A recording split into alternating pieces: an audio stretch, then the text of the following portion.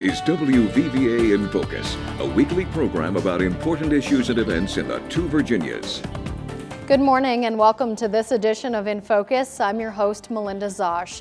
It's the last day of February and WVVA has been bringing you stories this month of civil rights icons for Black History Month. And joining us today, we have two guests to elaborate on Black History Month. Frederick Brown, pastor at the Faith Center Church in Bluefield, West Virginia, and also Dr. Lewis Brogdon, a professor and author. He works at Bluefield College and the Baptist Seminary of Kentucky. So I want to thank our guests for joining us.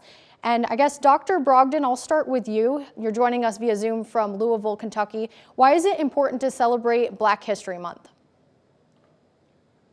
Well, it's important because so much of what gets taught in public schools does not address the history and the contributions of African Americans.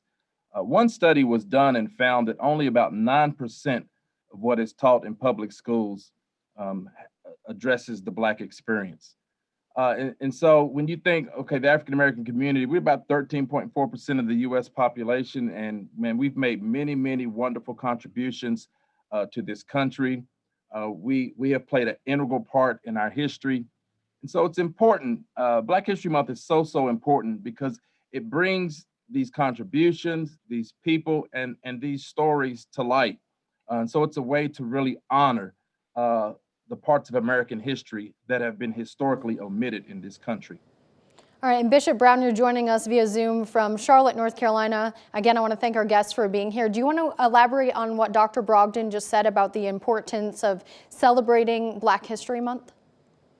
Yes, I think Dr. Brogdon is spot on as he talks about how the history of African Americans or Blacks has not been known very much in our public institutions.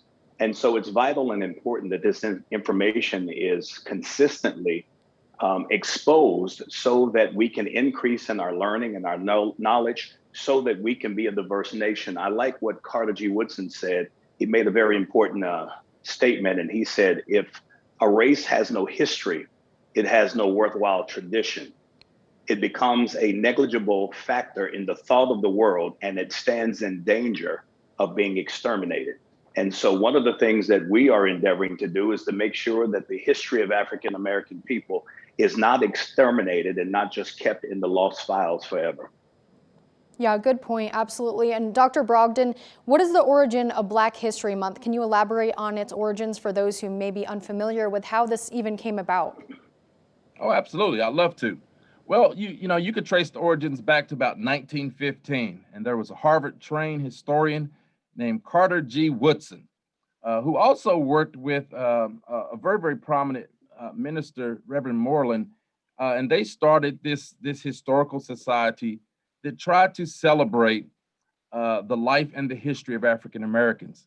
And so it started as what was called Negro History Week, and it has just continued to gain momentum, so much so that ever since 1976, every administration has recognized the month of February as Black History Month as a way to celebrate the contributions of African Americans and then to lift up the important role African Americans have played in our history. And again, I just want to say it's so important because it helps everyone to better understand their neighbors. And so, let's say, for example, if you're a Christian, the great commandment is to love God and to love your neighbor. What helps you to love your neighbor is to understand a little bit more about them and about their history.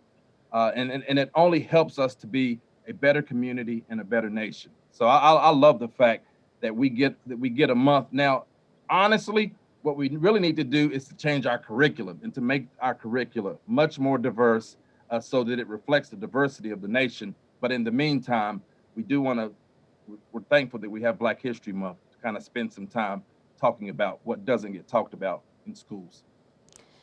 And Bishop Brown, I'll ask you this question first, but some would argue that there should be a White History Month. So can you explain why Black History Month exists, and what would you say to the folks who do push for a White History Month?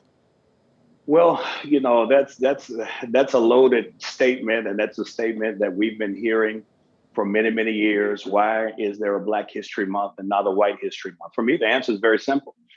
In the United States of America, every month is White History Month. Yes. And in saying that, what I'm actually trying to say, I'll just say it that way, what I'm trying to say is not to be offensive, but to understand that white history is what we have always known. It's Black history that people have no knowledge of. And so when I'm making a statement and saying, hey, every month is White History Month, that's what we've been taught ever since we were in Head Start all the way through postgraduate studies. We have always been, indoctrinated with all of the white history, but we don't have that in Black culture, and we don't have it in our societies, in our communities, to where people really take time to understand Black culture, to bring us to a place of diversity that we believe that this nation represents. And if we're going to talk about, church, as Dr. Brogdon has mentioned, what we certainly believe heaven looks like. And Dr. Brogdon, can you also elaborate just on what Bishop Brown was touching on? What would you say to the folks who seem to be out there pushing for a White History Month? Well, the first thing I'll say is it's an absurd statement, and it's insensitive as well, because growing up in school, all we study, we study the history and the contributions of European Americans, of white Americans. It's what we call a standard education in the United States of America. And I'm going to tell you, I was educated in the Southwest Virginia region, and I never read a book written by a Black person. First time I read a book written by a Black person was when I was pursuing my master's degree in the city of Louisville, Kentucky. Now, if our curriculum was diverse, I should have at least, read a couple of books by African Americans. So not only are we not reading books by Black people, Black issues aren't in the curriculum, and I can count on one hand how many Black teachers I had. And so white culture is what is normative, and that's fine, but curricula and education needs to reflect everyone's experience and everyone's history. And if we care about each other, we want to understand each other better, then we have to understand how we got here. And to do that, we have to diversify our history. Yeah, absolutely. We have so much more to talk about, and I do want to mention that Dr. Brogdon created a documentary about the 400-year anniversary of when the first slaves arrived to our shores from Africa. I do want to address that when we get back. We have much more to talk about. Stay with us. We'll be right back after this quick break.